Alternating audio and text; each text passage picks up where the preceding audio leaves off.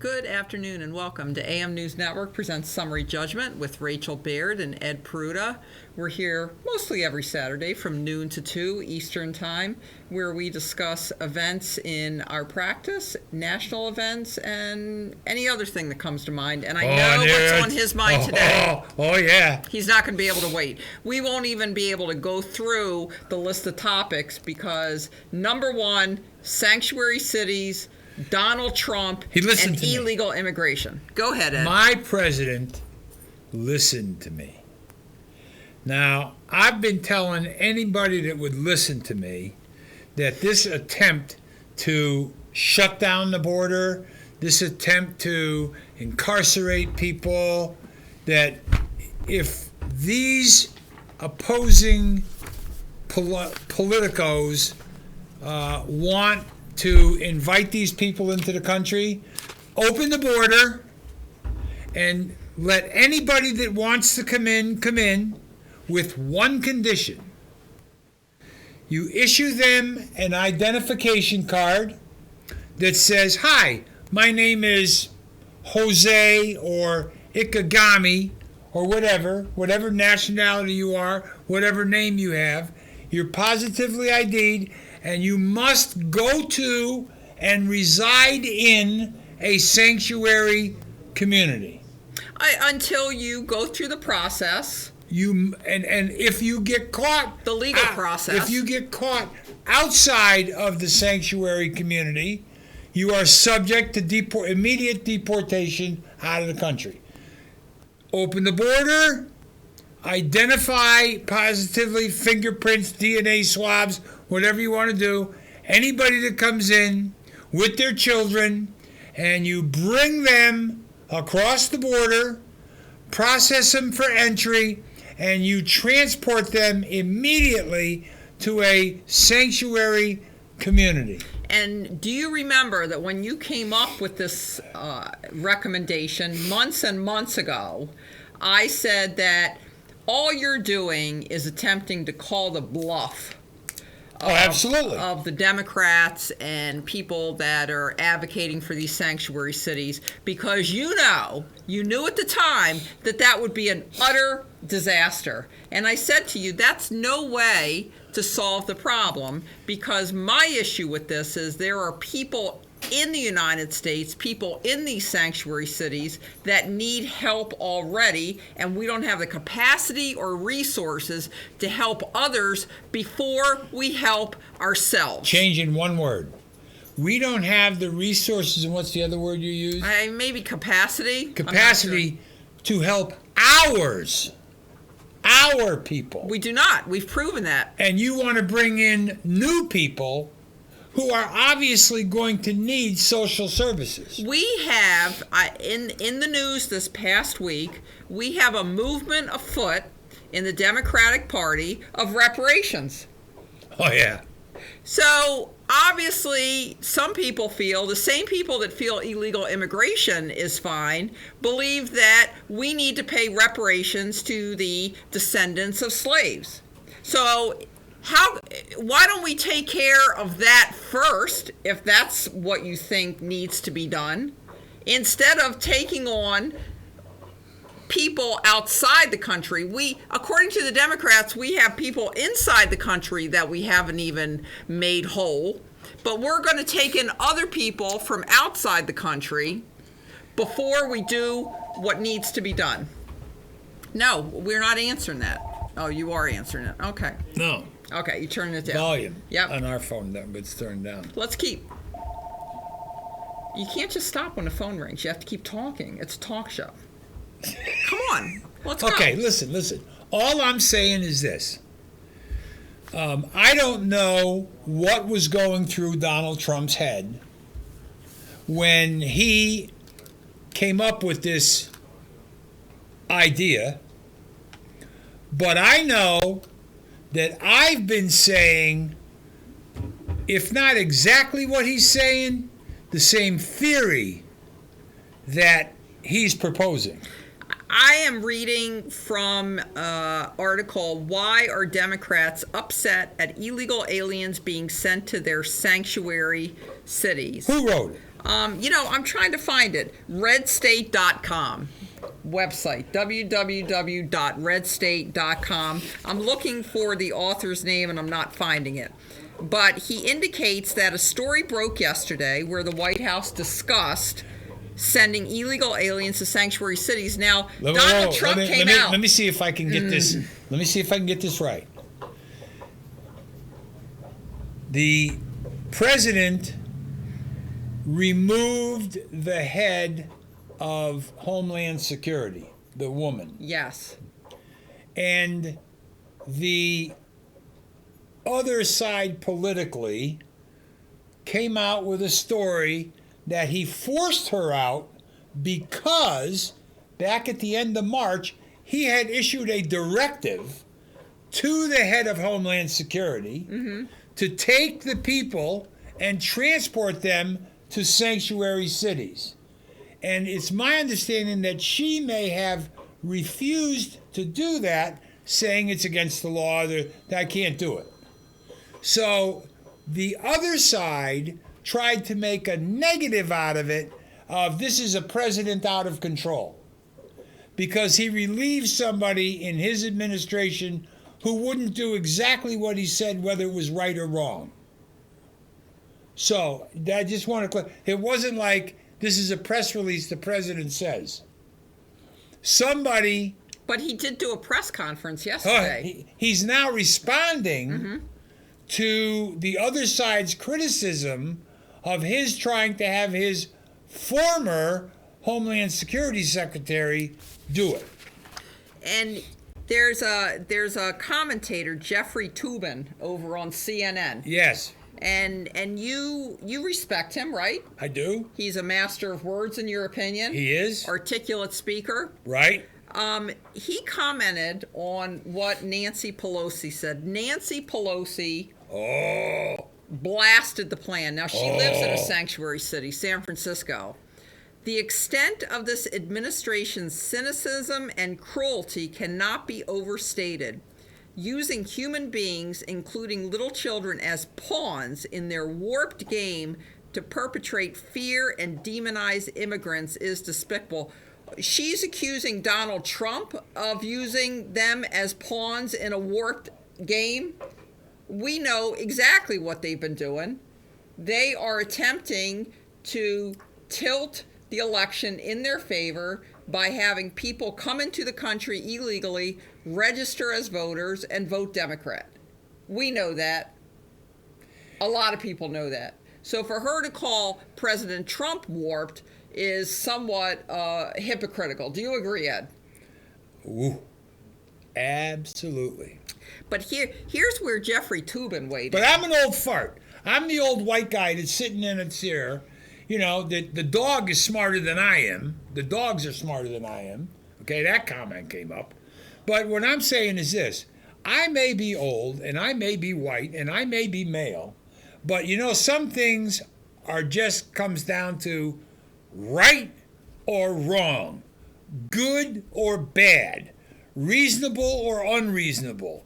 And I have to tell you, when a group of politicians at the national and state levels in this country go on television and say, we have a sanctuary city, we have a sanctuary community, we are a sanctuary state, and there's a map up there right now. We'll get to it. Okay, but what I'm saying is they are enticing people, baiting people to come across the border, saying, when you get here and you get in, they're not going to have the resources to get you out or to house you while you're here.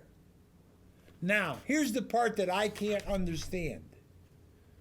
Why is the president's decision or plan to transport, probably free of charge, transport these people to San Francisco, transport them to Hartford, Connecticut, New Haven, Connecticut, San Diego, California, you know, to these sanctuaries, okay?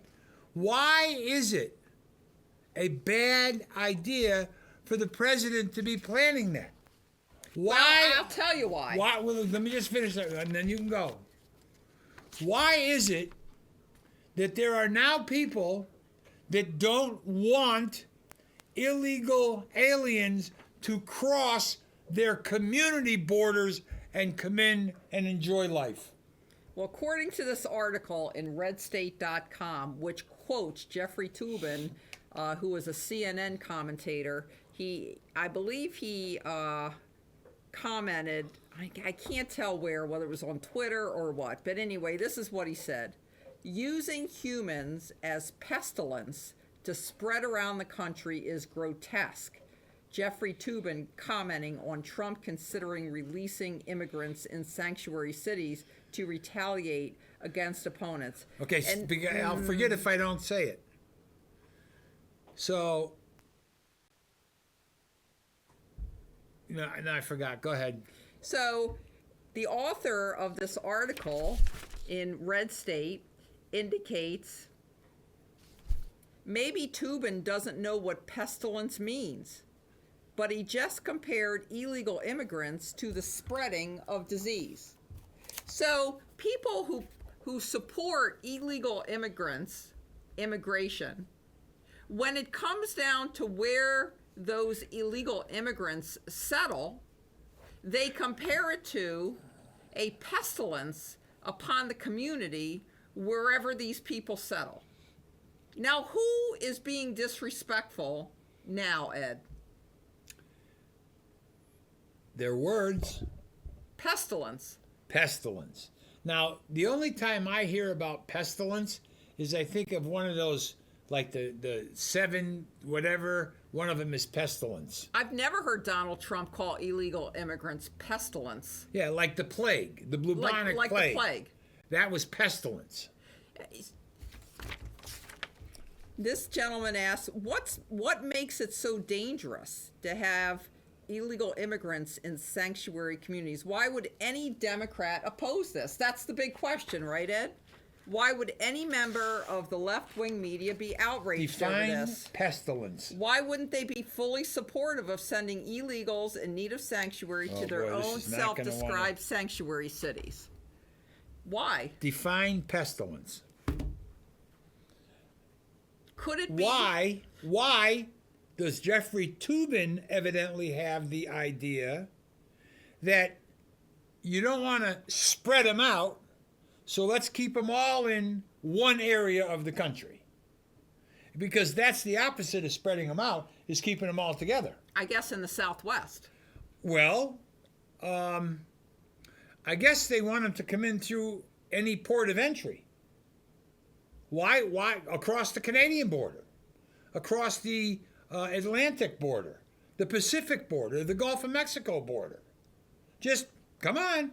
I mean, I lived in Florida when if a Cuban came from Cuba and they had a foot dry policy, if you could put your feet on American soil, you got to stay if you were Cuban. But a boatload of Haitians lands on the beach in Indian River County, Florida, and they're gathered up and said, you got to go home. What was with that? What in God's name was that? That was the strength of the Cuban community in a highly populated area of the state of Florida casting votes. But okay, so I want to be realistic about what's going on here. Let me define pestilence. Mm-hmm. A fatal epidemic disease, especially bubonic plague. Neither prayers nor demonstrations halted the advance of the pestilence, synonymous with plague, bubonic plague, and Black Death. Okay? So according to CNN and its commentator, Jeffrey Toobin, what Donald Trump has done is threatened a pestilence upon sanctuary cities. They said it. Donald Trump didn't say it. Look, you know. Now I want to compare it to, for example, GE moved out of Connecticut a couple years ago, a while back. And took their pestilence to Massachusetts. Well, that's not what I was going to say. I was going to say GE moved out of Connecticut, and where'd they move to? I don't even know. Massachusetts. Now, did Massachusetts say, no, GE, don't come. you're a pestilence upon our community. Amazon wanted to set up a warehouse or whatever in some area of the country. New York. Did people say, well, AOC did. AOC did, but she was definitely in the minority of this. Did people say, no, Amazon, don't come to our community. You're a pestilence. No, you know why people didn't say that? Because they want Amazon in their community and they want GE in their community. So when you say putting somebody in a community is a pestilence, you're saying there's something wrong with those people such that people already in the community would not want them there. What kind of thing is that to say when you support illegal immigrants? Where are they supposed to go when they come in? Where are they supposed to go? Let me see if this makes sense. I mean, we've talked... Donald Trump, Trump, Trump, is a phrase used in cards. I trump you. I better you. Trump. Okay? I have to hand it to my president. He's got all of these people screaming as loud as they can for at least the last 2 years. They didn't say shit when Obama was doing it, but that's okay. For 2 years, they've been screaming or Clinton about his immigration policy, about him turning people away at the border, about him incarcerating children and adults together, okay? Splitting up families, passing a budget amendment, a temporary budget gap thing that says we're going to give you less money for housing of people that illegally come across the border. So they have to let them go. We've got now the head of the Border Patrol saying we have a major crisis on the southern border. We now have opposing political candidates for the 2020 election now coming out and saying we have a problem on our southern border, okay? The president has identified it as a national emergency. A national emergency. And I believe that if you're going to bring people into the country or allow people to come in, and you want to advocate their being able to remain in this country, the most humane thing you can do to those people who have walked through 3 countries to get here is to offer them a free ride to a place that will welcome them with open arms, provide them with housing, provide them with food, provide them with medical, provide their children with an education.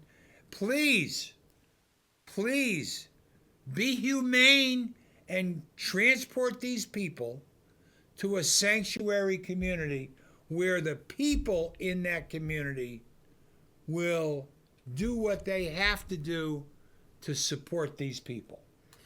But let's be. I want to be that's very bullshit, realistic right? about this. It is all bullshit because what we're actually saying is these people have advocated for illegal immigration, knowing the consequences of it, the burden on our society, but they're doing it because it's an attack on Trump. It's a constant attack on Trump and his wall and what he wants to do.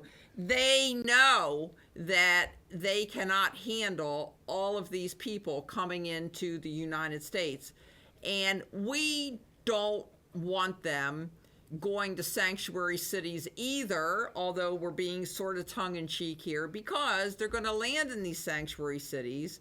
But that doesn't mean we're still not going to be paying for them all over the country, because federal funding will go towards feeding and making sure that people have shelter and medical care and everything else. So it's going to still cost everybody a lot. The burden will not be on the sanctuary cities alone. And so my opinion hasn't changed because of this. I do not agree with Donald Trump. I do not agree that people should be coming in illegally wherever they may go. He doesn't agree with that. Because number one, it's against the law. And number two, we have people in this country that need help that we still need to provide for. Can I raise my hand? Yeah. Okay. There was a phrase that I haven't heard in years. NIMBY. Not in my backyard. Here's what the Democrats, and I say Democrats, I'm just going to say the other side of the political spectrum on this issue is afraid of. And I got it. I understand it. Right now, in the state of Connecticut, we have a governor, a state legislature, Senate and House that are overly Democratic. They can do anything they want to do. Propose it, get it through the House, goes through the Senate, the governor signs it. Democrat, Democrat, Democrat. They can do it. We're going to get tolls in the state. No matter what happens, there's going to be tolls in the state of Connecticut. As soon as Ned Lamont was elected, now, we knew it. Here's what I'm trying to say, is all of these advocates for granting a couple of families, 100 families, 1,000 families, sanctuary in their community, when it turns into tens of thousands or 20 or 30 or 40,000 families in that sanctuary area, there's going to be a portion of the people who voted for those people who are going to stand up and say, oh, wait a minute. Not in my backyard. Yeah, no, it's a nice theory to, help others. And as long as you're not the one, as long as it's not coming out of your pocket, as long as you don't have to face it every day, it's a really nice theory. But when it comes down to it, if you're involved in it, it's a lot of work. You need a lot of resources, and it's not easy. My heart goes out to unfortunate people in other countries who are oppressed socially and financially. But a lot of people would say that a lot of people in this country feel oppressed socially and financially. That happened in the late 1700s in this country. And if there are people who believe that the American population doesn't have the stomach for a 21st century revolution, they are totally wrong. They are totally wrong. When you start, because here's what's going to happen. There's a story, we're doing it in a totally different segment and story, but there is a 204-page document where they captured people with resources talking to people with resources about how to get their kids in college. 75,000 here, 500,000 there. Let's do this, let's do that. Let's pay off this one, let's pay off that one. The general public does not have any idea on what was being said in those phone calls, or the mainstream media is giving you a gloss over. They're not giving you anything to do with factual conversations. In other words, there's a whole segment of our population with the means and the wealth to be totally above any impact of illegal immigration or poverty in the cities or anything else. They're totally above it. And most of them are in Congress. Richard Blumenthal, thank you very much. The people that want all this stuff, it's not going to affect them. It's going to affect the people who don't have the wealth. And so they're going to be sitting on high feeling like, oh gosh, we're so great. We're giving things to people. We're helping people. But the people at the bottom are going to be fighting for the scraps. I saw an article, I believe online, because I don't really read or have time to read a lot of paper news, newspapers. And it was a photograph of Oprah Winfrey and the guy she lives with. And it said, Oprah Winfrey opens up her $90 million home to the public so people could see where she lives, how she lives. Well, I got to tell you. Why would anybody want to see how Oprah lives? There are people, AOC included, on the other side of the political spectrum. Bernie Sanders, who's a millionaire. I guess Elizabeth Warren, they're going to find out, or they found out where she gets her money and how much she's getting. Well, give AOC a couple terms, and she'll be a millionaire. She'll be a millionaire too. And what I'm saying is, when those people have their constituents saying, "Man, Every other aspect of society's tapped out. They don't have any more money to give. We're going to have to go to the rich side of the street and get some money from these people. And I'm not talking about pocket change taxation of the rich. In other words, you want to open your mouth? Open your checkbook. You want to open your mouth?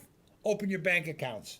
Start putting money into, and I got to tell you, Bill Gates and his wife, they put a lot of money into fighting disease in Africa, and I respect him for that. They do stuff in the United States too. But when that's where I'm coming from. Yeah. They have some place in Connecticut today where they're giving free dental to people. Wonderful. And people have been in line in the pouring rain since 1 o'clock yesterday afternoon to get free dental care because they probably can't afford it in normal life.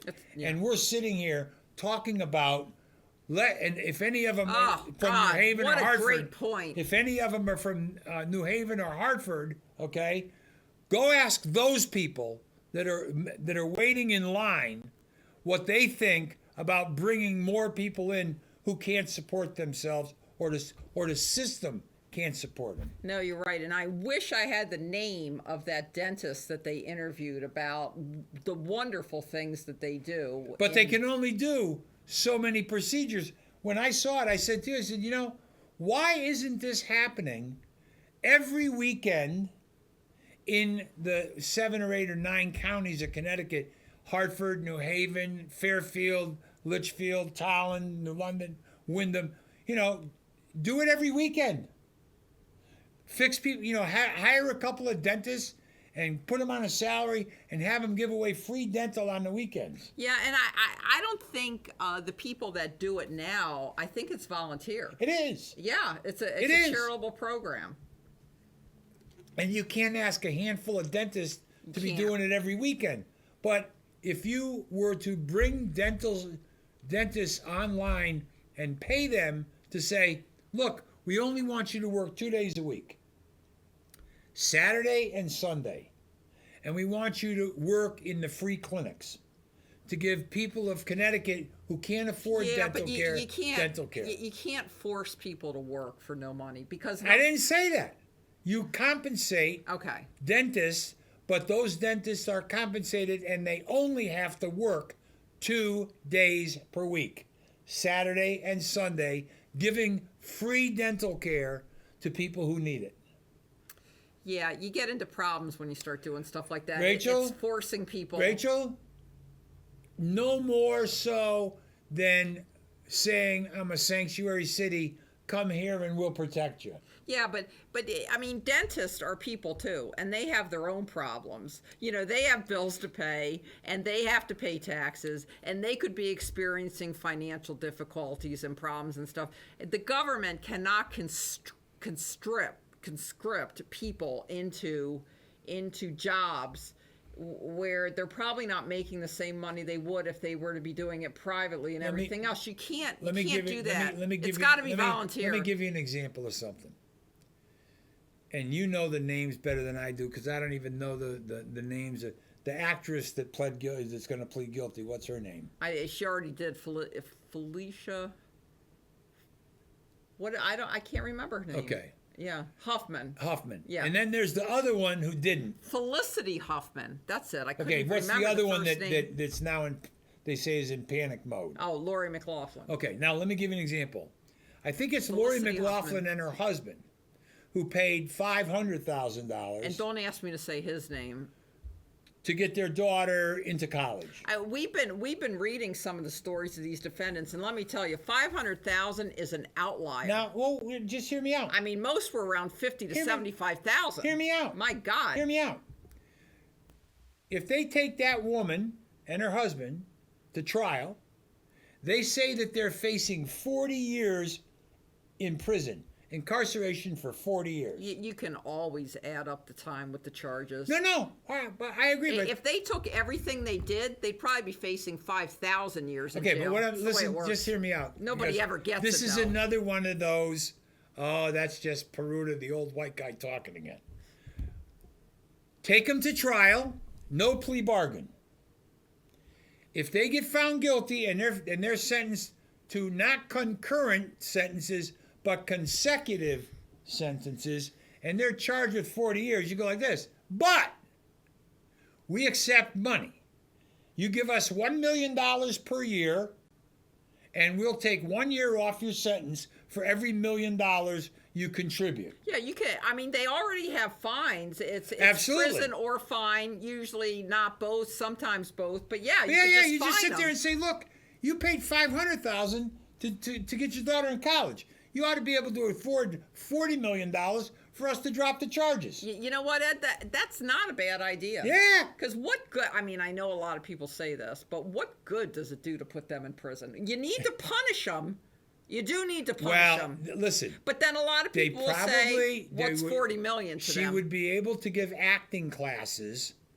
These people would be able to give acting classes to other inmates, and people would come out and they'd be qualified for the Screen Actors Guild.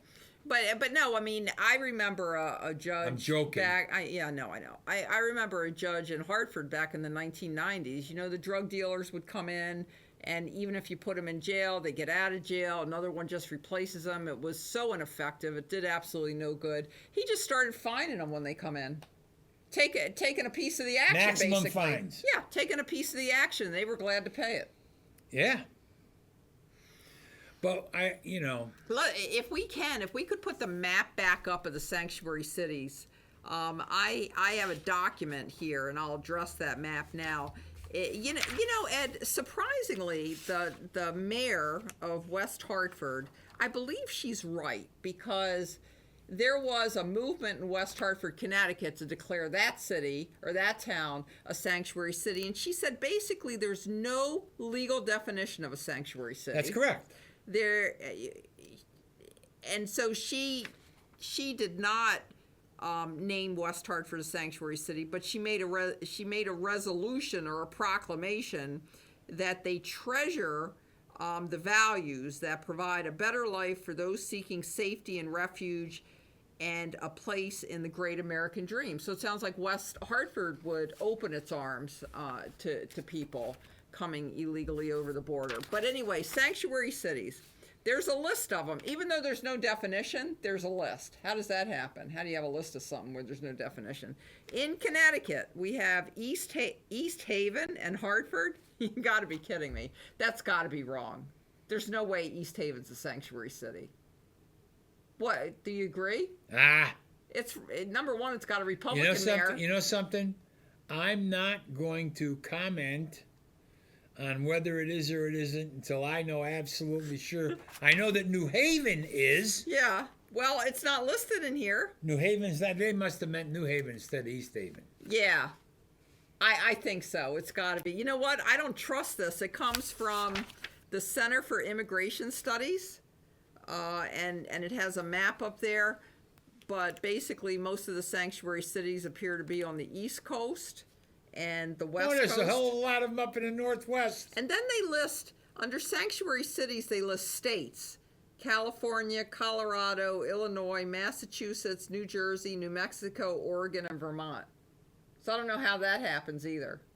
But the whole concept of a sanctuary city is fluid, it appears, and there is no definition. Fluid, yeah. But there's a huge list in here. That's called a piss storm. Fluid. In California, most of the counties are sanctuary cities. So they should call them sanctuary jurisdictions, because not only do they include cities, but they include states, apparently, and counties as well. So look it up. You got anything else to say about this issue? I know you were. My president. You were pleased. Heard me. He may not have done exactly what I suggested, but as far as I'm concerned, that man, and this is why, and we can take that down now. And if there's a graphic with a telephone number, 860-249-1776. I'd like to hear from Gary Nance out in California. I'd like to hear from J.C. Playford. I'd like to hear from News Now, North Georgia. I'd like to hear from News Now, El Paso. Philly News Now. I'd like to hear from Joe in Chicago. There's people that if they see the number, they may call it. Maybe they got us on speed dial. One final comment. It doesn't have to be final on this subject, but I don't want to forget to say this. One of the objections to President Trump's idea that the people crossing the border be sent to sanctuary cities where they'll be welcome, apparently, is that it's not legal to do that.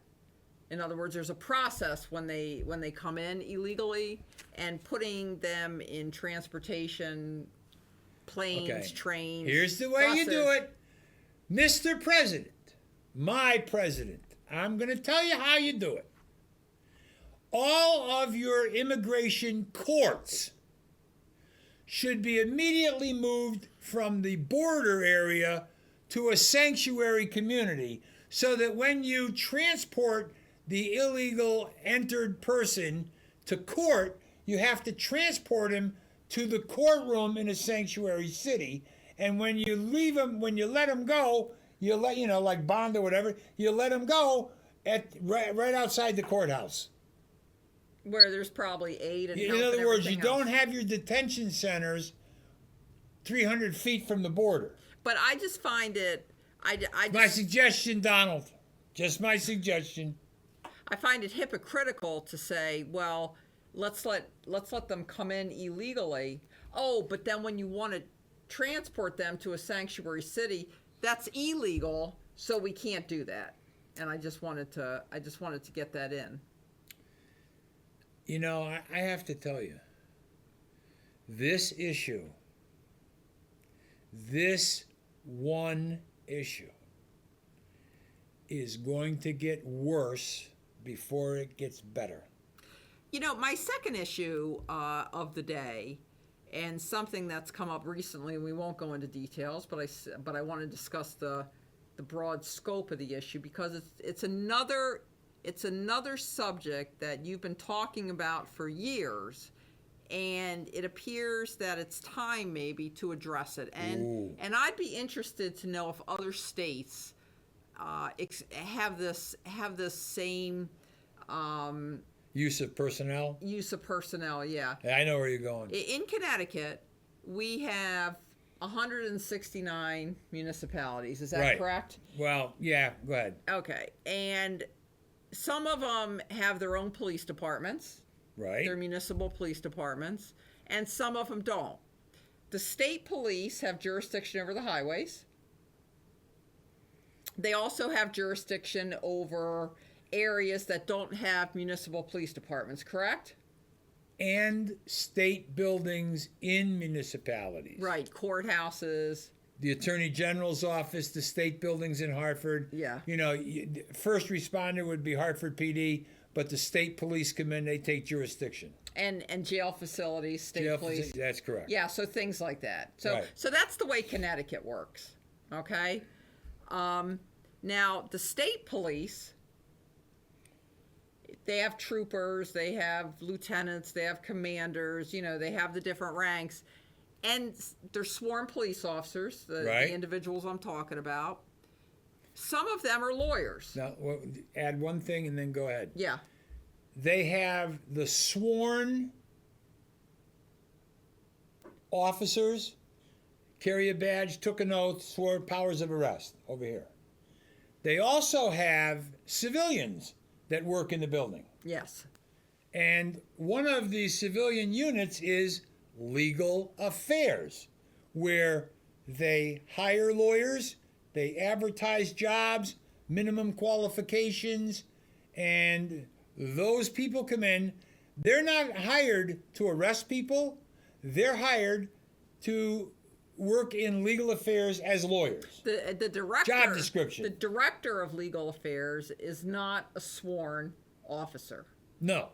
Now, is it fair to say that some members in legal affairs, not the director, but people under her that she supervises, have been sworn officers who have been out on the road and come into legal affairs? I'll go all the way back to probably 2007 in that area, And there is now an individual in Troop B in Connecticut, Lieutenant Seth Mancini.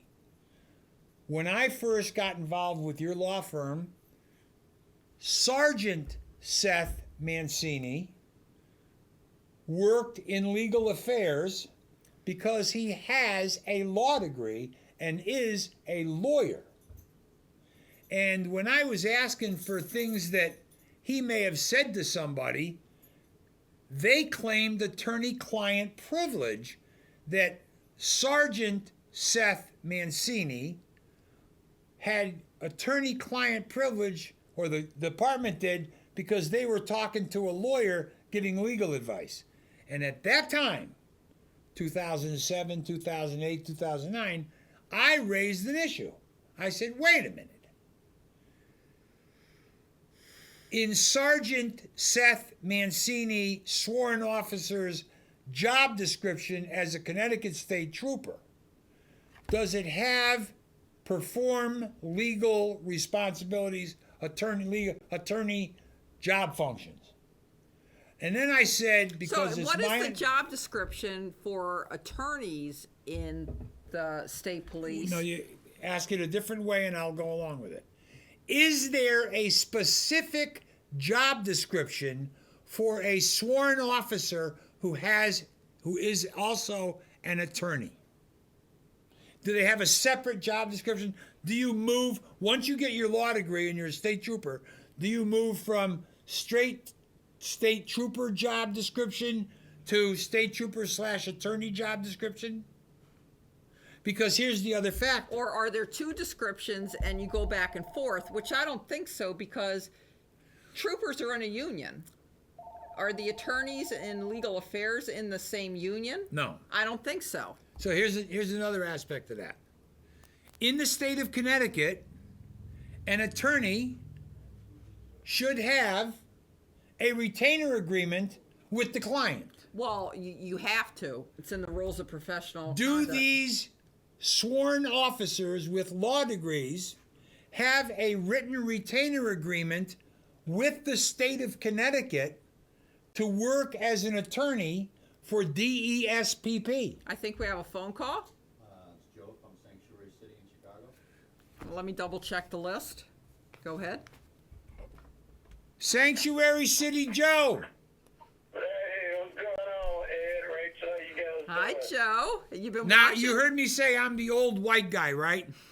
I did catch that. Yes, I did. But, you pretty slick for an old white guy, man. You ain't the usual. You ain't the, common, regular old white guy. That's for damn sure. And Rachel, again, you're a sweetheart. I caught the show from the beginning, man. Your voice, man, could just calm, I don't know, raging beast or something, Rachel. I'm just amazed about you guys. So what's the news from Chicago? Oh, my goodness. I heard something. They're suing that guy. Yeah.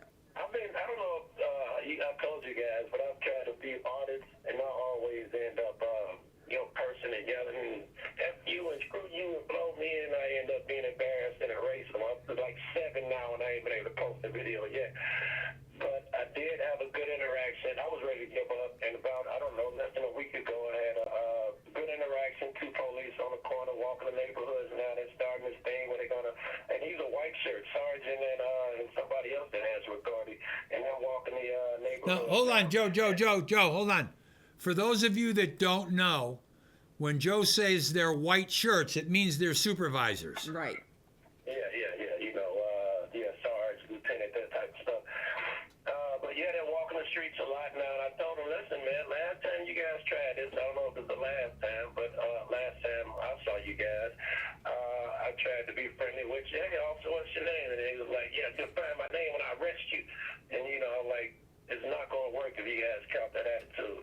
They didn't. I got their card thing going smooth, and I'm feeling like I can audit again. I was just wanted to say that. I'm feeling optimistic again. I'm going to give it another shot. Yeah, let me find out more about that. So you've done 7 audits. You've recorded them, but you've never posted any of them. I've never posted any, and the last 2, I thought I did without the phones just to see if I can even get along with these people. And sure enough, it's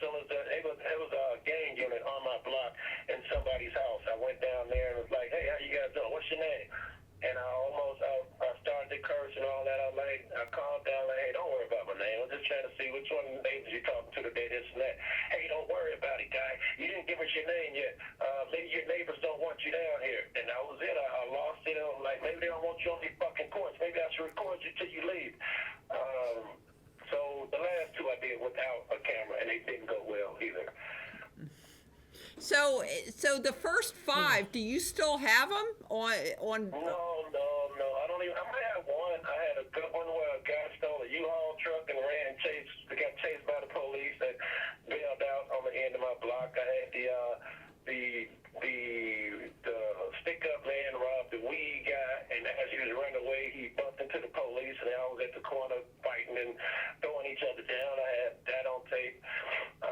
Another guy running from the police ran into about 5 or 6 cars, but I always end up, I'm not going to show that, man. I really be losing it. Also, I don't know if I told you, but when I was young, I was a straight-A student, genius IQ, all that stuff. Went to Northern Illinois University and came back for a break, and they told me they was arresting me because I didn't have ID, and I ended up doing 3 months in the county jail.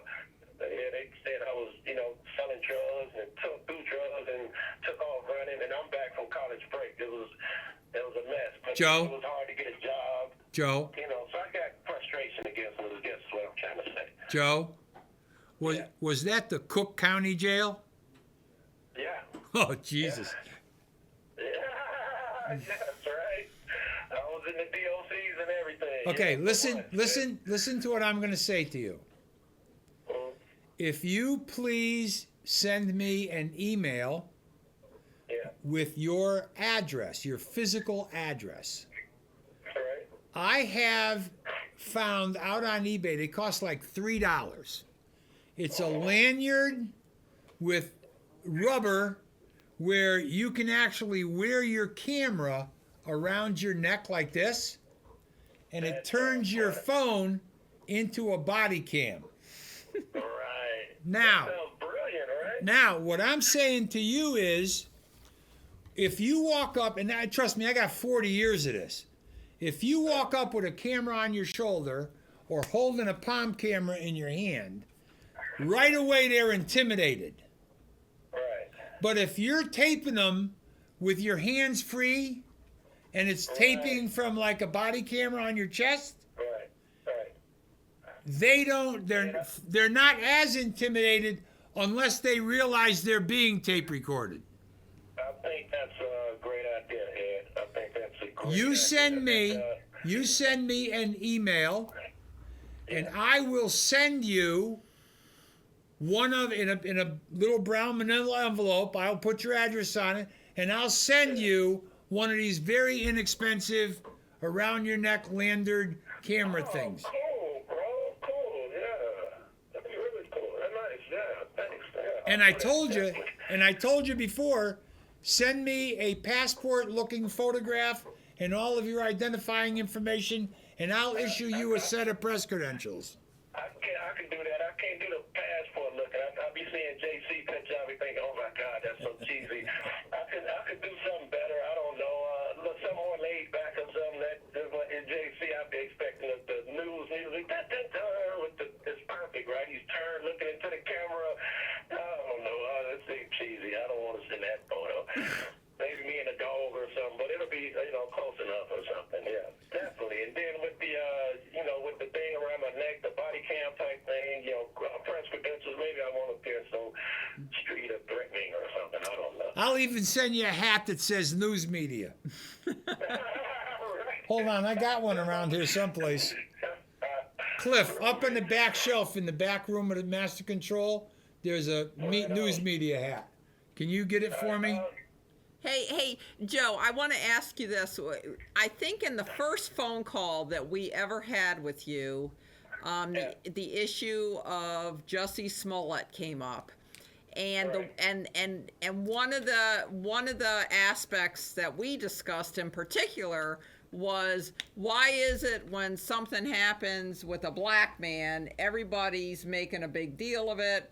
Where, why do white people do that when white people do the same kind of thing? Yeah.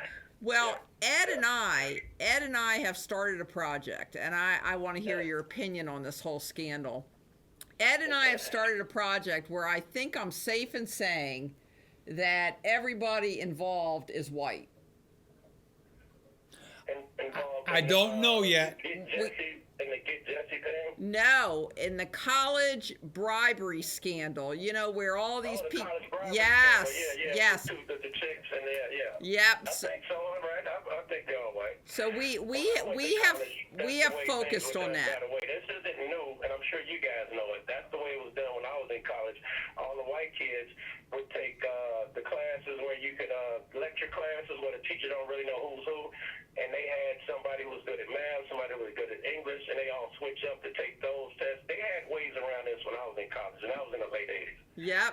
I was gonna ask, number one, if you've been following that, and number two, what your take on it was. Now, Yeah. Joe, do you have a big head? Yeah, I do. I'm 6'5". Okay. Do you have an afro? I do not. I cut it. I use that long. Okay. Well, short hair. trust me, I got a big head, almost 7 7/8 or whatever. But when I told you that you get me the photograph, you get me your identification, I'll send you the little $2 thing that goes around your neck, and I'll give you one of these. Groovy, baby, groovy. Yeah. Yep. You'll be one of the blue hats. Yeah. I'm in Chicago. That red and blue don't make such a difference here. In California, that's still a problem. But over here, you can pretty much get away with any colors you want, and I'm glad about that shit. Hey, so is Chicago a sanctuary city? It is, yeah. Okay, and what is it? What have you seen any evidence of it, or what happens? No. Okay. No, I did what you did. Just looked at a map of the sanctuary cities when I saw the story breaking, and that's when I knew Chicago was a sanctuary city. I didn't even know until then. Okay. Hey, if I said to you, we have to go because JC's on the line waiting to talk. Okay, groovy. He's listening. Say hi to JC, Joe. I'm sorry, go ahead. I didn't hear you. Say hi to JC because he's listening. Okay, what up, JC? JC, I don't know if you saw that. I sent a comment about the Assange thing. You put out a video about Assange and how he's a hero, which I totally agree. The stuff that he's done is incredible, but I got a problem with him. I'm a Snowden fan. Anybody that's doing that beautiful things, I love the stuff that he released. However, I don't know if you know that this guy's buddies with Putin, and he's doing the kill stories for Putin. If somebody writes a negative story about Putin, he'll put something in his paper about how it's bogus and Putin is great. Putin gave him a job on Russian TV. This guy's in Putin's pocket like Trump is. Oh. I hope everybody investigate that. Joe is not a Putin fan. I know that. No. I'm just worried. I don't like Russian controlling shit over here, man. I really don't. Yeah. I don't like they fuck with our election. That makes me mad. But you guys go ahead. It's great talking to you. Love you. JC, play for do your thing. Love you too. And Ed, I'll be in touch, bro. Okay. Bye, Joe. Listen, studio at amnewsnetwork.com. Bye, Joe. All right, later, guys. Okay. Now we're waiting for the Playford report. Oh, I can't. You ready for me? Turn the volume down. You know the drill. Okay. First of all, this young man by the name of Joe, that's 6'5" and out of Chicago, I welcome him and I love him. I don't even know him. How tall are you, JC? 6'3". Oh, he's bigger than you. Yes, he is. He should never let them intimidate him. He should never destroy any of his videos. He should never get rid of any of his videos. Yep. Save them all. JC's and send them going to to start. us. JC, you and Joe pretty soon going to be able to start a senior citizen basketball team because you're all over 6'3". Listen, when it comes to basketball, the best thing to do with me is just let me sit on the sidelines and cheer. Yeah, me, I can't play that game.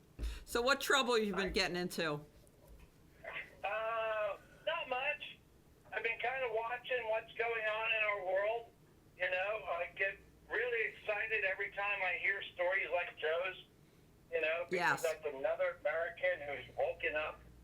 He's somebody else that we can be proud of, that we care about, and let's hope he becomes a great addition to the News Now family. I don't know. I have to correct you. From talking to Joe, it sounds like he was never asleep to wake up. Sounds No, I like think he's been awake for a long a time. long time. Yeah. Ever since he came back from college and got thrown in the Cook County Jail, he's been awake. Yep. Yep. That's what I like to hear. The stuff with Assange, that's Yes. heartbreaking. Any journalist in America should be scared.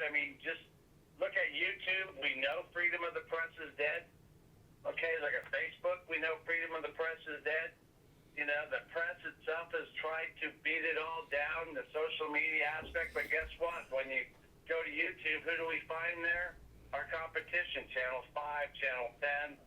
So we're really kind of being beat up, and the real part is that if we let this happen to Assange, we're all in trouble. Well, wait a minute, JC, let's clarify something. You and I had a conversation on the phone. Mm-hmm. And this is the way the conversation went.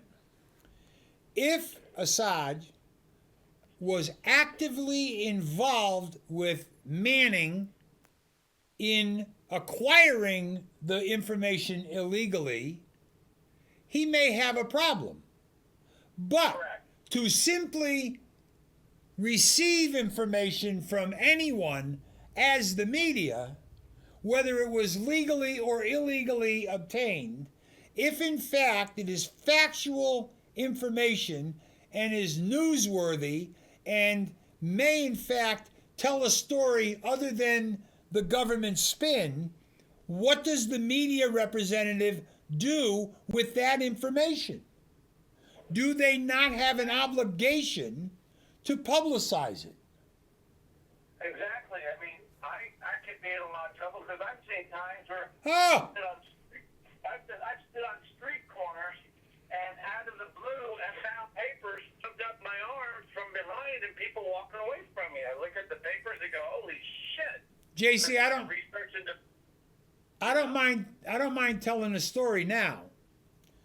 In 1990-91, I was called to a Italian sandwich shop in Hartford because there was somebody had dropped off an envelope with my name on it. Now, they knew that when I talked on TV, I talked about this grinder sandwich shop that I go to all the time. So I get a telephone call. I drive down to the sandwich shop. Well, why don't you say who it is? It's Franklin Giant Grinder on Franklin Avenue in Hartford, Connecticut. Yeah. And I open up the envelope, and I'm looking at it, and it's a criminal history document from a federal computer. It's a person's criminal history. So, Wow. so I took that document, went on cable, and I read it, and I showed it on TV. About 3 days later, the FBI was knocking on my door. And they wanted, do you have the document? I said, sure do. And he took it, and he goes to drop it in a plastic bag. Now, they want to see whose fingerprints are on the document. So I said to the guy, look, don't waste your time. I photocopied it on 5 different photocopiers, and it's not the original, doesn't have anybody's fingerprints on it except mine. And so he kind of looked at me and says, you kind of expected this? I said, yeah, I did.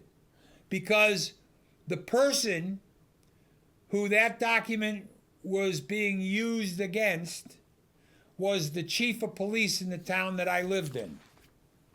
And when he realized that I had a criminal history background check over someone that he was associating with, he called the FBI to make the complaint that I had a criminal history background check that I should not have had.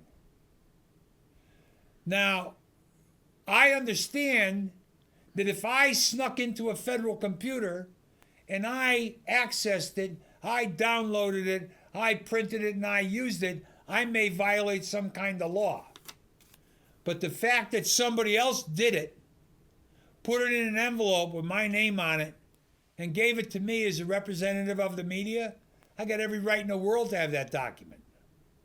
Exactly, and that kind of reminds me of one of our cases that with Thomas Seaver. Sitting in a courtroom one day, this man, Deputy Thomas Seaver, who's now a lieutenant, Bill Gore likes to promote the bad people. I don't know why, but he does. Sitting in a courtroom one day, this man looked at a judge and jury. He goes, Mr. Plakeford interferes with us all the time. He's outside with his camera, he films us, and he posts stuff on TV. And when he posts stuff on TV that we're investigating, he interferes with us. So he interferes with us. Yeah. Yep.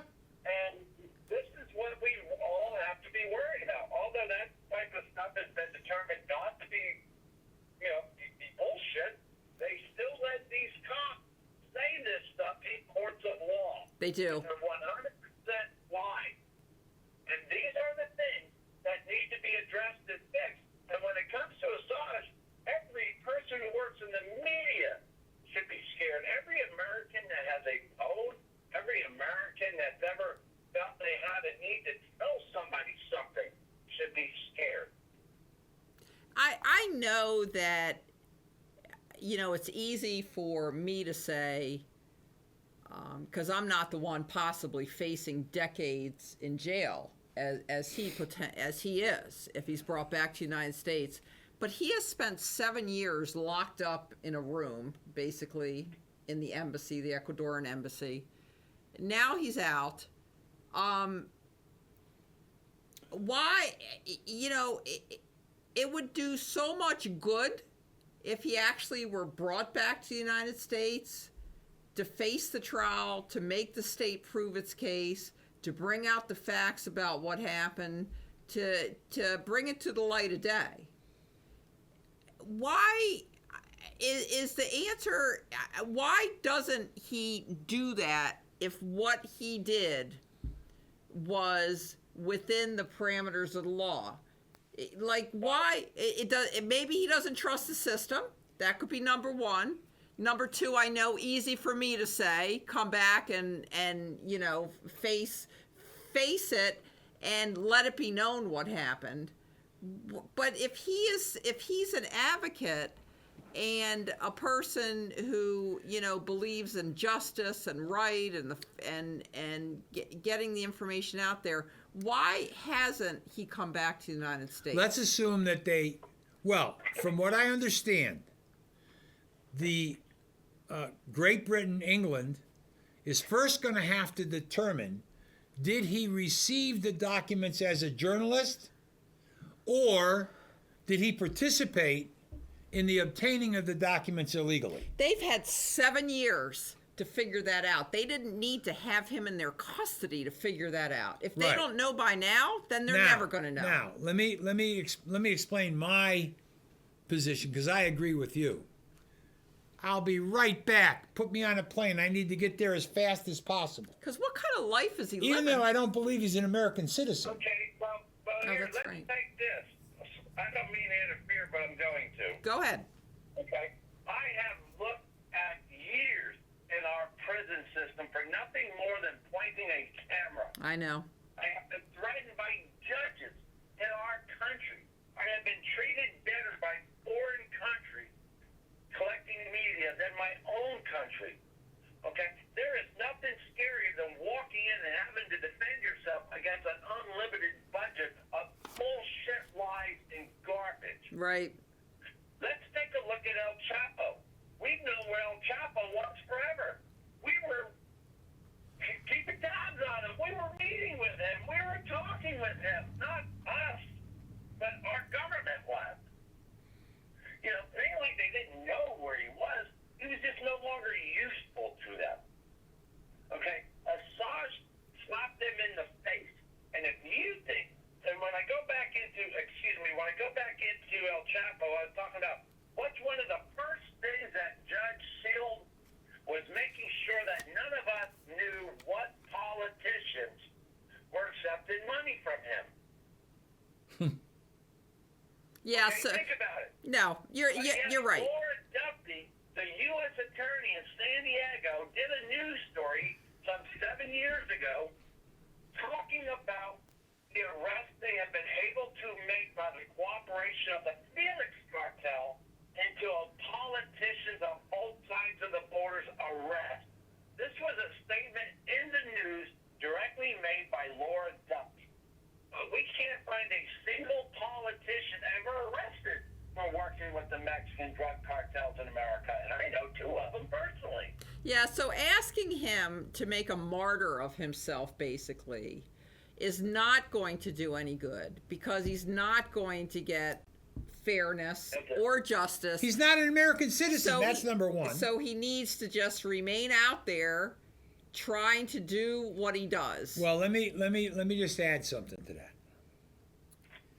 that. In my opinion, when he comes back, if he comes back to the United States, because he's been indicted, if England extradites him to the United States and he comes back, I believe that the one question that we have to ask as a society is this: is what he released to the world true and accurate information, or was it fake news? You mean like CNN? The question is, at a time when we were being told one thing, there may be information that contradicts everything we were being spoon-fed by politicians. And the government was embarrassed because not only was information released about internal domestic affairs in the United States, but information was released about how the government was acting with other governments and other national or international politicians, what they were saying about him or whatever. That's why the government wants him. And do you know, let me ask you a question. There's one thing I do know, is that while he sat as a prisoner basically in that embassy, nobody's beat him, nobody's raped him, nobody's killed him. When you look at our prison system, and you think about how our government puts spies in our prison system, okay? These informants who are supposed to be jailbirds, and they turn out to be federal agents acting as prisoners, you know? The chances of him living are slim. Yeah, no. Yeah, well, I wanted an answer to the question and I got it, you know? Fair enough. I couldn't agree more. Let alone, just think what sicker they might decide to rape him with a broom before they kill him. You know, this is American. We're talking about the American prison system. And there's nothing clean about that. Nothing. Remember this. I was put in a lockdown cell, a rubber room, for days. And every day, that streaker doctor would walk into me and go, "Are you ready to talk to me? Are you ready to tell me about yourself, boy? Because here I am, I'm a defendant in a case, so I don't want to talk to anybody from the government." And anytime I asked him what his name was, because he wasn't wearing a name tag, which by law he was required to do, I got another 24 hours in the hole because I was asking him to wear his name tag so I could be sure he's the person that I'm supposed to be talking to anyway. Well, you know, I was a prosecutor in the 90s, and then I became a defense attorney and went into private practice on my own. And I've been going to prisons in Connecticut since about 2001. And I've been to a couple, in Pennsylvania, I think, but basically Connecticut. And last week, or maybe it was the week before on 60 Minutes, they had some segment about some program in the Connecticut prison system where, you know, it's just clean and they're working with the people and the COs are engaged with the inmates and it's just all roses, you know, it's beautiful. And I'm thinking, I have never, ever seen any indication of that in any prison visit I've been to. I've never heard any inmate talk about that. I've heard inmates talk like you talk, JC, and what I've heard a lot of them say is the lack of medical care in prisons basically kills people. Okay, they just don't provide medical care. State of Connecticut just paid an outrageous decision, or was ordered to pay an outrageous decision because of that. I'm so offended. And 60 Minutes is supposed to ask the hard questions. It was a total puff piece that they had on there. Show other sections of the Connecticut DOC, not just, I don't even know where that is. I don't even know if it really exists. Well, let me help you out with 60 Minutes. 60 Minutes is a TV show. It's Hollywood. Okay? And just like a lot of our news, they probably took a $5,000 paycheck to do an ad for the government of Connecticut. Okay? A lot of people have a hard time understanding why are they talking about this product or this situation on my news? What is this news? Oh, no, JC, you're 100% correct. Let me explain. Television networks receive some kind of credits if during a program they address the social program. They get credit. There's credits that go for that. You know. Right. And it's a crying shame. A box of Cheerios. But A box of another Cheerios. story. A box of Another Cheerios. story. Will you stop it? Wait, JC. West Virginia. Oh, never mind. Let's go to West Virginia real quick. Okay. And then we'll go to Cheerios. Let's talk about that mother who protected her child who was being kidnapped because the mother had a gun. She was able to stop it. Had that child been attempted to be kidnapped in the state of California, or the city of San Diego, or at Camelia Harris's office, that mother would not have been able to defend her child. Yeah, that was a big story this week in the news, no doubt about it. You know. No, you want to talk about big fucking stories? What about the mother who was walking her 3-year-old son through a parking lot? The kid took out his pee-pee and peed, and the mother got pinched. Yeah. You know, give me a break. Let me tell you, at 70 years old, I may have to take it out and piss in a parking lot if I can't get to a toilet. But that's not what I was saying, JC. What I was saying was this. If you're watching television or a movie and the family's sitting at the breakfast table and you see a box of Cheerios on the table, trust me, General Mills paid, if they're the Cheerios company, they paid for that placement of that product in the shot. That's correct. So you look at all of the brand names, you know, NCIS, they drive Dodge Challengers as their cars. So you wonder, how much does Dodge contribute to the program so that people see their cars? Correct. Hey, JC, speaking of, I guess, breaks, you were kind of talking about a break a little bit about the parking lot issue. Yeah. We're gonna play a video. We're gonna play an 18-minute video that me and Ed did, or Ed and I did, I should say. Daisy. On the college bribery scandal. And Daisy. We're doing a 32-part series. It's not actually going to be 32 parts, though, because some of the defendants are grouped together as husband and wife, so it may be a little less than 32 so parts. JC, the only thing I'm going to say to you and to everybody else that's going to watch this 18 minutes is the news media has pretty much explained to everybody that there were a bunch of parents who paid a lot of money to get their kids into college or to do whatever, correct? Correct. All right. There were wiretaps that they have transcripts of people talking to each other about how it's going to happen, what has to be done. Now, then it comes down to there are sections that are called consensual recordings. meaning cooperating witness number 1 rolled over and is now calling people up with the FBI knowing it's being recorded and recording and baiting the people into admitting what they did. Right. And we role play in this 18-minute video. Yep. So we're going to get on to that. Thank you so much for calling. We always look forward to it. See you guys later. Okay, JC. Bye. Bye-bye.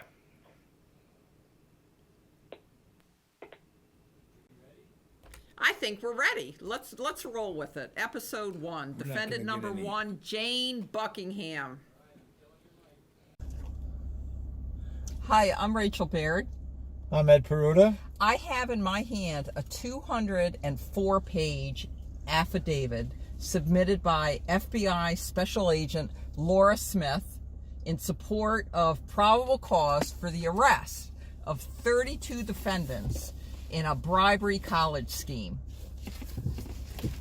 There is so much information in this book that we've had to start recording in the mobile studio called the Toyota Camry. Now, 2 of the defendants in this case are well known, Felicity Huffman and Lori Laughlin.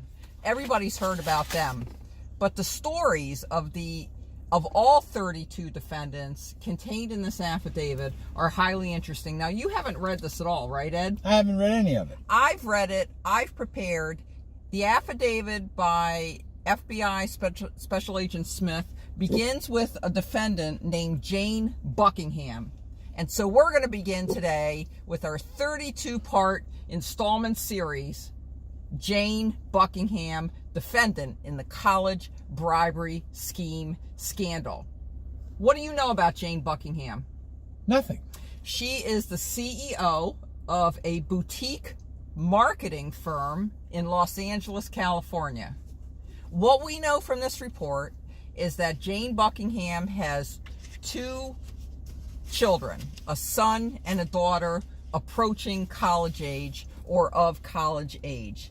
Now, bear in mind, Ed, that the college bribery schemes basically involve 2 schemes. One scheme is the entrance exam cheating scheme, and the other is the college recruitment scheme. The first is where they cheated on the entrance exams, the ACT and the SAT, right? The test. And the second is where they paid off people to get their kids into college. Jane Buckingham is part of the first scheme, which I think is a little more the complex of the 2 schemes. Okay, do you know how it worked? No. Do you have any idea how the entrance examination cheating scheme worked? Yeah, you pay somebody to correct the test in your favor. Okay, well, that's one of the ways of doing it. So let's get into this. Disclaimer, all 32 of the defendants named in this affidavit who were arrested are innocent until proven guilty. These are mere allegations at this point, Ed. So anything we say is based on probable cause, the allegations set forth. Okay. Okay, let me ask you a question. Yeah. I understand innocent until proven guilty. But in this case, there's the court of public opinion that doesn't always go by those rules. Right. And because we're sitting here on, what is it, the 9th? April 9th. Is today the 9th? Yeah. April 9th, 2019, some people are reported to have already agreed to plead guilty. Right. But So that I think that it's fair for the court of public opinion to be able to discuss the matter without saying the alleged this and the alleged right, that. well, we're not going to do that. That's Right. boring. Okay, who are the players in this? We already know who Jane Buckingham is. There's a cooperating witness number 1 and a cooperating witness number 2. I see this. There's actually 3 altogether, but only 2 of them play a part in Miss Buckingham's story. Okay. Cooperating witness number 1, you've probably heard of him, Rick Singer, William Rick Singer. I guess everybody goes by Rick, right? He's the one that owns the Edge College Career Network. He's also the CEO of the Key Worldwide Foundation. Okay, so he has this business in Newport Beach, California, right? We know people in Newport The Beach. Edge College Career Network, where basically it's used as a funnel to get kids improperly into higher education. And we'll learn more about that. That's kind of a niche business. The second cooperating witness in this case is a guy, Mike Rydell. He's the one that went in and took the test for the students, okay? That's another way. They actually got somebody to go in and take the test? From Bradenton, Florida. He works at a college prep school down there. He goes in and takes the test for you. There were 3 ways of doing this. You could either have somebody take the test for you, you could take the test and then they would correct the answers for you, or while you're there, they would just tell you the answers that were correct, okay? Now, you may ask, Ed, how did they do this? Because when you took tests, you were sitting in a room full of people, right? Well, wait a minute. In 1978, I had to fly over to Tampa to take my FAA exam. Mm-hmm. You mean I could have sent somebody in to take the exam for me and just jumped in a plane after I passed? No, of course not. Oh. Of course not, because there should be stricter controls placed on this, and that's where the system fell apart here. Go ahead, ask me how these people managed to have a proctor or an administrator who corrected answers for them or told answers to them or allowed somebody else to take the test for them. You want me to ask you or you want me to guess? Guess. Money. Okay, this is how it worked. Money. If you have a learning disability, you can ask for extra time to take tests, and that includes college prep tests like the ACT and SAT. So Rick Singer would counsel the parents to go to their doctor and get a note saying the kid had some kind of learning disability, and that would allow them to take the test in an individualized environment over the course of 2 days. And it turns out that once they got this note from the doctor that they didn't have to take the test in the environment that all the other kids had to take the test in, that Rick Singer would refer them to a test center in Houston or a test center in West Hollywood, where he had already paid off the administrators. He would funnel everybody to those 2 test administration centers. And he had 2 administrators, one in Houston, Nikki Williams, and one in West Hollywood, Igor Dvorsky, who he paid off to proctor the exams, to give out answers, and to allow cooperating witness number 2 to go in and take the test. Pretty amazing stuff, isn't it? Rather elaborate. Oh, so elaborate. But they had enough money to do it. So bearing all this in mind, this affidavit contains dialogue from conversations between the parent and Rick Singer, making arrangements for all this to happen. They had phone taps put in. Which part are you going to play? Phone taps? Which part are you going to play? CW1, cooperating witness number 1. Now, this is Rick Singer, and he's the one that operated the Edge College Career Network Center. He was at the center of this. He was the hub. He's the one that made all the arrangements. Okay, go ahead. You be Rick Singer. Hey there. So I just talked to Nikki, so you guys are going to meet at 8 a.m. in front of the Houston Test Center. Okay. I'm Jane Buckingham. And you're actually not going to take the test there, because they're doing some remodeling at the school. Okay. But she's going to walk you across the street to Texas Southern University, because it's right across the street. Okay. And they're going to have a classroom all set up for the proctor. I guess that's CW2. And your son, and then Nikki will take care of the rest. Amazing. And is it okay if he takes it all in one day? He's going to take it... Wait a minute. He's going to take it one day because CW2 is only flying in from Florida for one day. I guess he's got to do it in one day. Go ahead. There you go. That's... But on the form, it will say 2 days. Got it. So we will document that he took it over 2 days. Because he's learning disabled. Okay. Now after all this occurred, there were more plans put in place. And that was a conversation, by the way, that occurred last July 10th, 2018. And I believe they talk a couple days later, right, Ed? Now, hold on a minute. Yeah. I don't want to make this a long, drawn-out thing because we got to let people absorb what we're saying. We've read one portion of one page, Right. of 200 and something pages, and you're telling me that this was acquired off of wiretaps. Yes. So these people speaking in their own words. Oh. Okay? Yeah. And we're reading it. I'm sure that if you listen to it, it has a lot more flavor to it. Oh, yeah. So why don't we do this? This is good? No, we're going to do the other conversations. How many? There's 4, but they're short. Okay. Okay, go ahead. This is the next This is conversation. me speaking? Nope, we're Or going to that go down right here? down here Okay. to the transcript. So I guess my question is, look, Go ahead. first of all, he can get on the plane like according to him, he's like, I don't really feel that bad. I think I'm okay. This is what happened. Her son had tonsillitis, and so he didn't want to fly from California to Houston, okay? Because what was going to happen was the kid was going to show up. The guy that was really going to take the test, cooperating witness number 2, was going to show up, and then they were going to make the arrangement, and the cooperating witness number 2 would actually take the test, right? And by the way, Nikki Williams, who's the administrator here, allowing all this to go forward, they're paying for her to take a vacation. That's all she got out of this. The guy that took the test, cooperating witness number 2, got $10,000. Okay, and Jane Buckingham paid a total of $50,000 for this to occur. Just want to let you know what the money was. And I do think this doctor's a little over-conservative. Part of my challenge is that my ex-husband is being incredibly difficult about the whole surgery.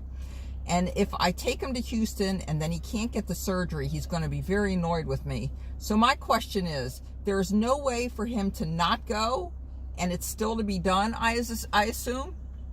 Oh, maybe I can do that. But I just don't. I have to talk to the proctor to make sure she's fine with doing it. Right. It's the gal who runs the school. Right. So I have to ask her. I just got off the phone with her, but if you are okay with that, then just Well, what? the score. What I would do is, I would say to you, can you give me a test for him to take at home that we proctor him, that I proctor him? Got it. Okay, yeah. I guess we could do something like that.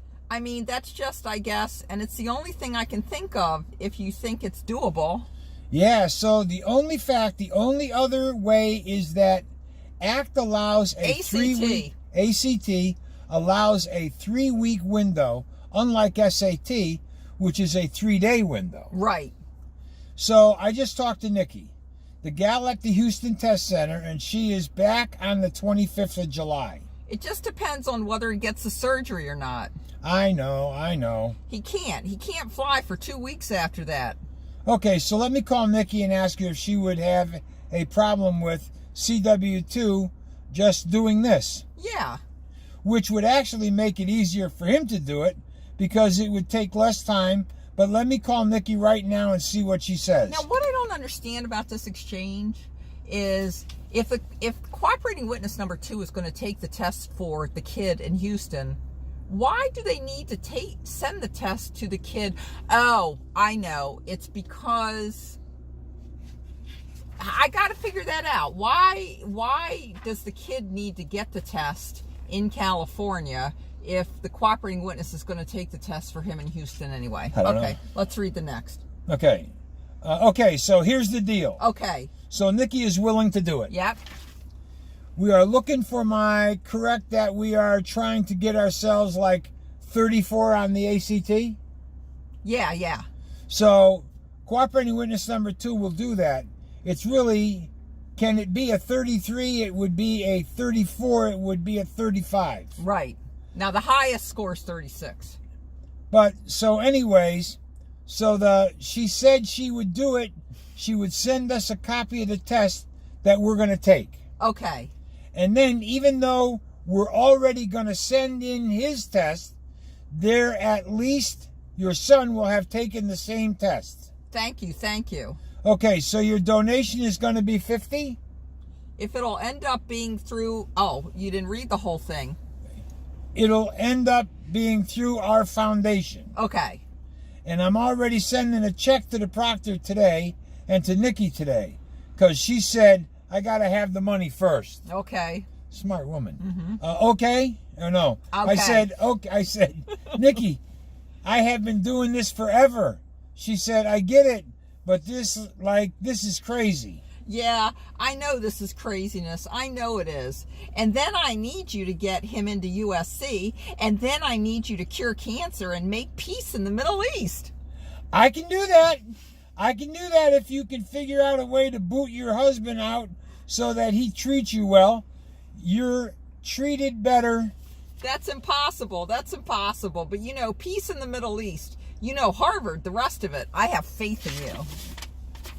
Got it. Got it. All right. So I will tell cooperating witness number 2, now that he's just going to pick it up from Nikki, to take it. And Nikki will send us a copy, and then your son can take it sometime next week when he's feeling better. Yeah, I mean, look, he can't take it Saturday. I have no problem with him taking it then. But it's not an issue with that. It can be anytime he wants. Right, okay. That's not an issue, because it has to be sent in from Houston. And will you send me where and how I should send the check? Oh, yeah. We'll send it that you get IRS tax write-off. Oh. Because it's going, yeah. Mm. Even better. Yeah, it will be. It would be through our foundation, our 501c3, and then we'll send the checks to all the parties. Okay. And that way, there's no people aren't saying, oh, why did you send a check to Houston Test Center? And da. Right. Okay. The next part and the final part is the cooperating witness number 2 really wants to do a good job on this one. And so they request that Jane Buckingham provide a handwriting sample from her son so CW2 can get the handwriting right. Okay? Hey, could you get me a handwriting sample? Yep. And a signature sample so that he can kind of get close. Had he not taken the test before, we wouldn't have to do this, but I just want to make sure we're close in our writing. Yes. He has not great writing. I'm going to give you that. But I'm bringing him to the doctor right... Stop, I can't see. I'm bringing him to the doctor right now, so we will sit down in the waiting room and I will send it to you. And then shortly thereafter, she sent the writing sample. Just to follow up on this, it turns out that she contacted cooperating witness number 1 about 4 months later to go. Hold on a minute. To go through the same process. They with actually her daughter. have the handwritten sample. They do. To whom it may concern, this provides an example of my current writing style.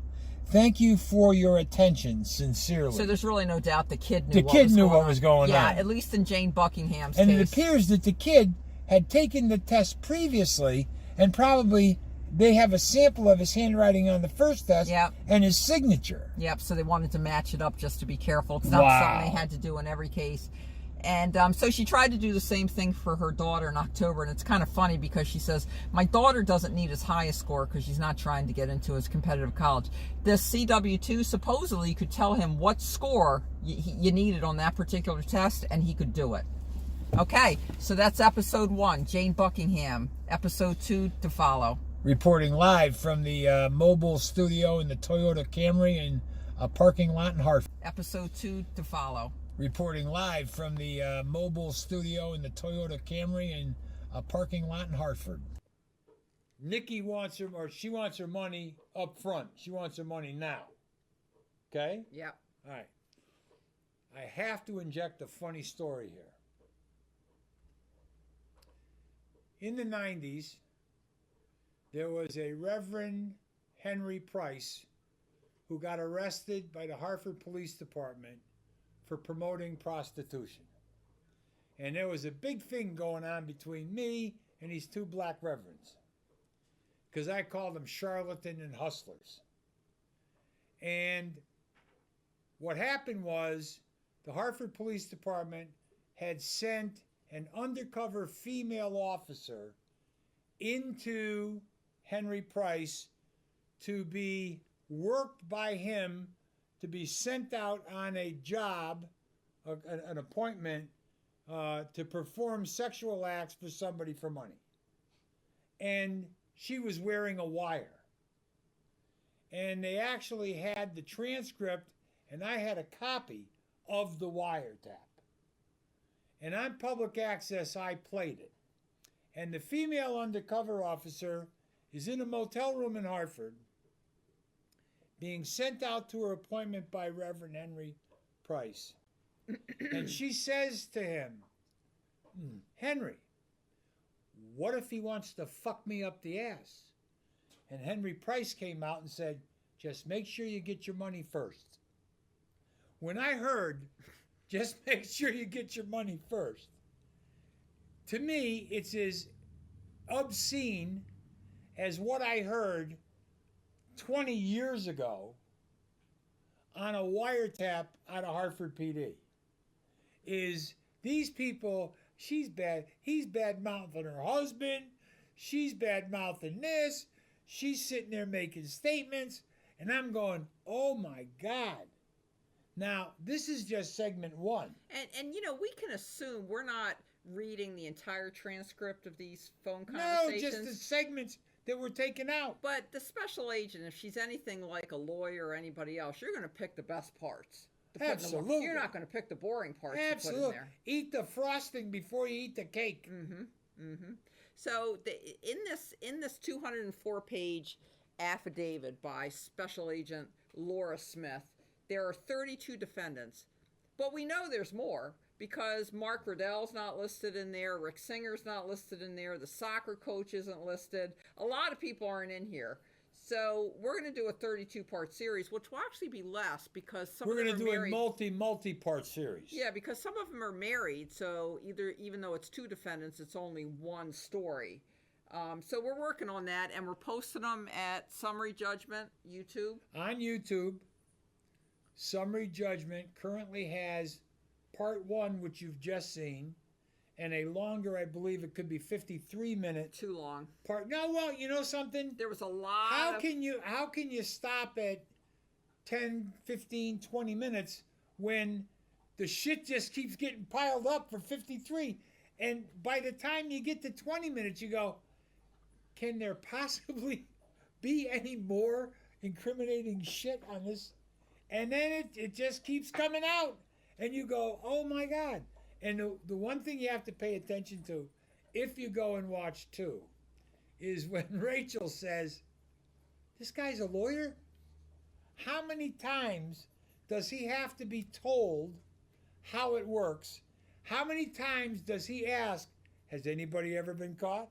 Yeah, because are we going to get in trouble? The first episode, we went into some detail about how the one side of the scheme works, and that's a scheme where the college entrance exams are fixed. Either somebody else takes them for you, or you take them and it's proctored and the proctor helps you, or you take it and when you walk out, the proctor corrects it. Those are basically the three ways that the entrance exam cheating scandal took place. And so far, both of the episodes have been based on that. And episode number 3 about Marcia and Greg Abbott is going to be about cheating on the college entrance you set it up. too. I've turned to my script. Okay, so we're going to excerpt this section. It's going to be episode 3 in the Ed and Rachel on the college bribery schemes. Episode 3. Part Go. 3. Ed, Marcia and Greg Abbott. Now, does that ring a bell, Marcia and Greg? I heard today that they used to be on the Brady Bunch. Well, you know, for anybody of a certain age who used to watch Friday night television in the 70s, yes, you hear Marcia and Greg and you can only think of one thing, the Brady Bunch. So this is a couple, a married couple. I don't know what Marcia does. They don't talk about what Marcia does. But Greg apparently is the chairman of a packaging company for the food and beverage industry, whatever that means. And he used to be the CEO of a private label clothing manufacturer. So you kind of get an idea of what Greg does. We don't know what Marcia does. They have homes in New York and Aspen, Colorado. Nice. Very nice. Nice. Very nice. So Marcia and Greg have a daughter, and the daughter, again, approaching college age, of college age, looking to get into college. Mom, Marcia, and Greg is in on the scheme too, is concerned about the test scores that their daughter will come about naturally. In other words, if she takes the test on her own merits, they're worried that the test scores will not be high enough for her to get into the college of her choice. And so Marcia, they don't go into detail on this, but they do say that she mails the daughter's admission ticket to the West Hollywood Test Center. What that means is they've gone through the process of having their daughter labeled as some learning disability. Right. And because they've gone through this process of having their daughter labeled as having a learning disability, she will get 2 days to test, and she will be able to go to a center either in Houston or West Hollywood to take the test by herself, which is important because it's difficult to cheat on these tests if you're taking them with a room full of people. Yeah, because right? the guy next to you, the people around you may see you cheating. Yeah, or they may say, "Who's that? She's not in our class. He's not in our class." So it's very important, part of the scheme, to have these students labeled as learning disabled, so they get more time and they get to take the test alone. Well, I got to say something. Yeah. The part that is still unclear to me, Right. I think I know how it works. How do these Marcia and Richard Abbott, No, Greg, Marcia and Greg. Greg and Marcia Abbott, how did these people find out about this scheme? Now, understand something. I know that there's people that are being sentenced to federal prison, and there are former federal prisoners who charge to counsel people going into a federal correctional facility and explain to them all the rules, how it's going to work, what's going to happen. Because Joe Ganim, the mayor of Bridgeport, had a counseling service to counsel people, to advise them on what to expect. And you pay Joe Ganim, and he sits down, I guess, and tells you, oh, you got to do this. For example, and I remember this one. You know, we're looking to make these kind of shorter and Okay, briefer. Ed. go ahead. Okay, let's not. Go ahead. Go ahead. Let's not get too off base. Off the rails. Okay, and so Marcia paid the $50,000. $50,000. Yeah. Pocket change. Cooperating witness number one, who is Rick Singer, he's the hub of all this. He ran the Edge College Career Network, a consulting business supposedly. He's the guy that when you go to what you think is a legitimate business, makes the pitch to you. Yeah. So his accountant emailed Greg Abbott a receipt showing that $50,000 had been paid to the Key Worldwide Foundation, A 501c3 nonprofit charitable deduction organization. So not only do you pay off Rick Singer to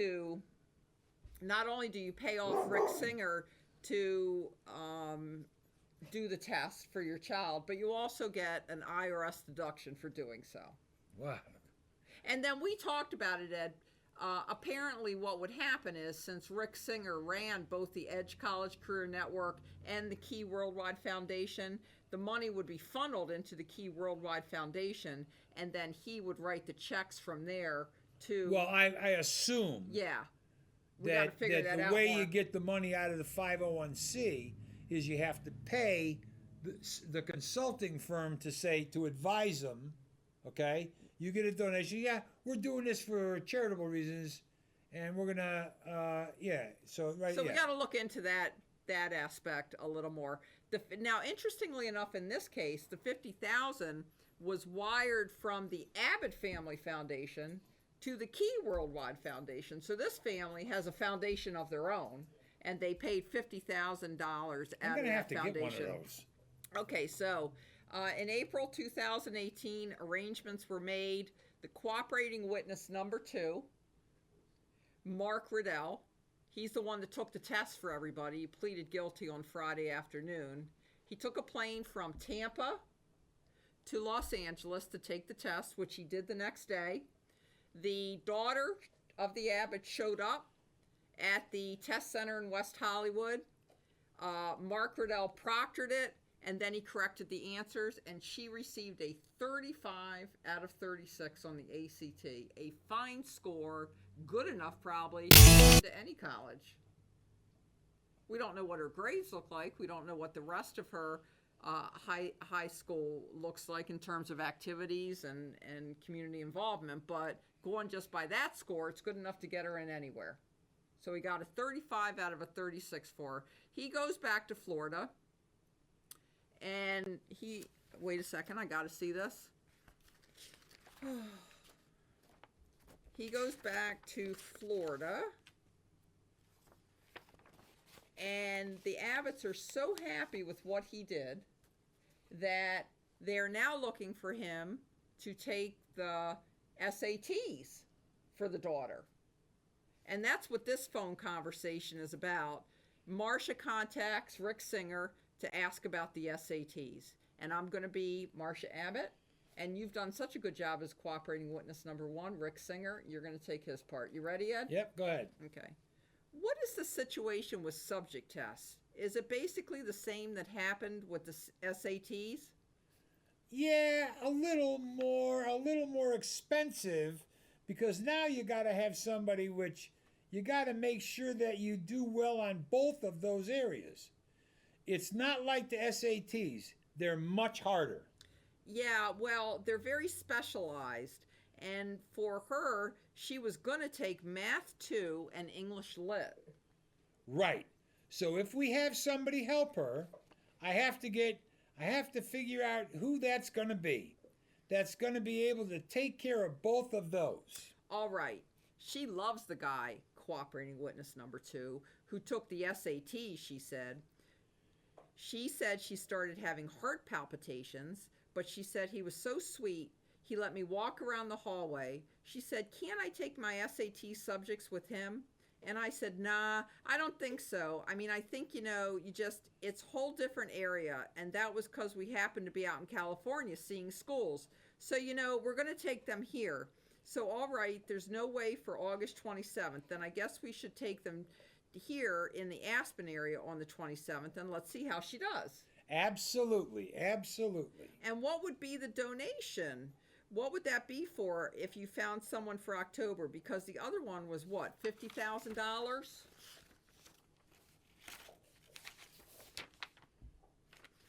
What page you got? Oh, you know what? We skipped a page. Don't read that. It's out of order. We got a Go to page 40 or 39 then. I copied it, and page 39 didn't copy up.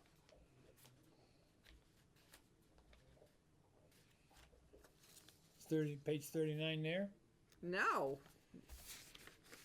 Okay, skip page 39. No, do this. this For the is show good. purpose, we'll have to do this some other time. Yeah, we're gonna have to Okay, do it. watch this, because I'm doing this on tape. Yeah, we're gonna have Cut. And we're going to have to insert page 39, and then we're taking up on page 40.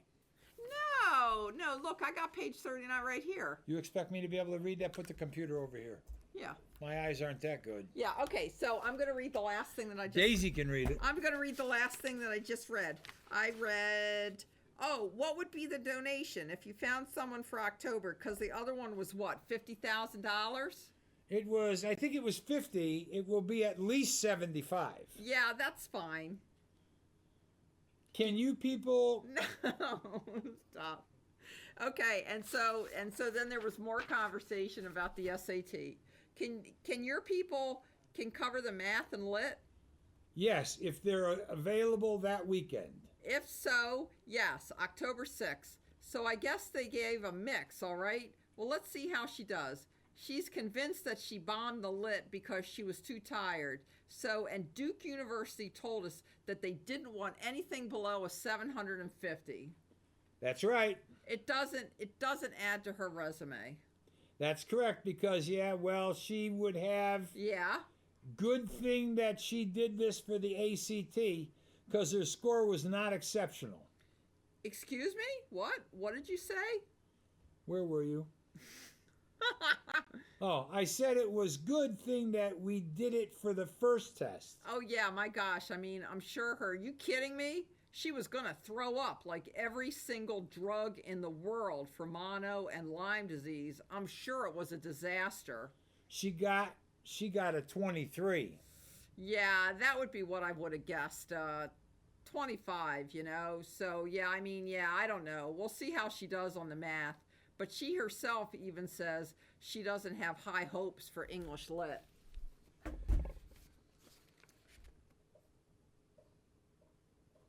You? Yeah. So do you think we should do it now then this week? I have to. I have to ask the person in Houston if she'll do it. Oh, so it'd be in Houston. Yeah, because the person who's going to be the proctor is based in half the time somewhere across the country. Yeah, all right. Well, I'd rather go for it then, because you know what? Even she gets like a 740, 730. We're out of time. No, 3 minutes. On math, she still needs to get higher. Okay, well, I'll talk to the person in Houston tomorrow and see, the proctor, and see if they're available. Okay, great. And that's your only one in the country? Nobody in the country even has one. Okay. Now, I just wanted to know if they're not available, if for some... This is like nobody can do this. And if they're not available, then that's it? There's just one person? Well, then we can do it in November if they're available. And November's not too hard or late for early action? Not if it was, wait a minute, not if it is what it is. She's not getting into any schools without them. Oh, this poor girl, huh? Yeah. Yeah, I know. She's not getting into anywhere. So? Okay, well, let's see. Let's see what we can do. Okay, so the Abbott Family Foundation makes a $75,000 donation to Key Worldwide Foundation. By this time, cooperating witness number 1 is acting on he's cooperating witness now. Right. Okay, so the FBI doesn't need to tap into The the phone following call. is an excerpt from the conversation that was consensually recorded. Yep. See, this is me. Did you guys get to L.A.? We did. We just checked in. We got on the last flight out of Aspen last night. Congratulations. So I'm in Boston today, but I just wanted to make sure everything was cool. I know cooperating witness number 2 has already gotten there to proctor the test. Igor will be there in the morning, so everything should go smoothly. So I just wanted to make sure everything is cool with you guys. So the FBI staked out the West Hollywood Test Center. They saw Igor go in. They saw cooperating witness number 2 go in. They saw the Abbott daughter go in. They also saw another kid go in, and he'll be the subject of the next part. The tests are taken, and cooperating witness number 1 calls Greg Abbott, and he says, it was a good move for you to pay $75,000. Now we start reading again? Yep. Where? And Greg Abbott then said how his daughter would have done in the absence of the help. And you go ahead and do you know how she did on her own? Do you know how she did on her own? Yeah, I do. She scored in the mid-600s. Yeah. So ultimately, just to end it, she received an 800 out of a possible 800 on the math and 710 on the literature subject test. And that's it. Have a good week. Part 4 coming up.